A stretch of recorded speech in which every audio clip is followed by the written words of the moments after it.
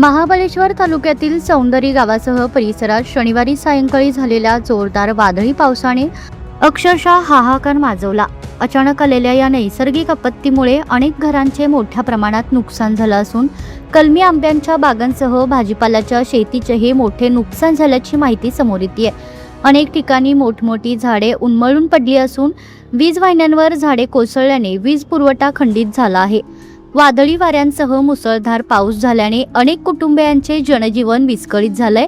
काही ठिकाणी घरांची छपरे उडाली तर काही घरांची भिंती कोसळल्याने नागरिकांच्या मध्ये भीतीचं वातावरण निर्माण झालंय। कलमी आंब्यांची झाडे मुळासकट उन्मळून पडल्याने शेतकऱ्यांचं मोठं आर्थिक नुकसान झालं, तसेच भाजीपाला शेतीही पाण्याखाली गेल्याने शेतकरी हवालदिल झाले आहेत। गावातील अनेक रस्त्यांवर झाडे कोसळल्याने वाहतूक विस्कळीत झाली असून काही भागांचा संपर्कही तात्पुरता तुटला आहे। जनावरांचे नुकसान झाल्याची प्राथमिक माहिती मिळत आहे। वीज पुरवठा खंडित झाल्यामुळे नागरिकांना अंधारात रात्र काढावी लागत आहे। अन्न, पाणी आणि निवाऱ्याच्या मूलभूत गरजांसाठी अनेक कुटुंबांना संघर्ष करावा लागत असल्याचं चित्र निर्माण झालंय।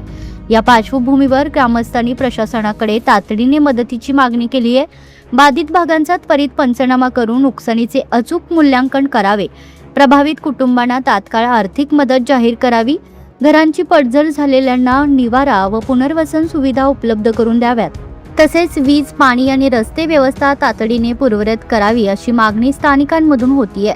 ही वेळ केवळ पाहणी करण्याची नसून त्वरित कृती करण्याची आहे। प्रशासनाने संवेदनशीलतेने आणि जबाबदारीने काम करून बाधित जनतेला दिलासा द्यावा अशी भावना ग्रामस्थांनी व्यक्त केली आहे। संकटाच्या या काळात प्रशासन जनतेच्या पाठीशी ठामपणे उभे राहिल्यास नागरिकांना दिलासा मिळेल अशी अपेक्षा व्यक्त होतीये।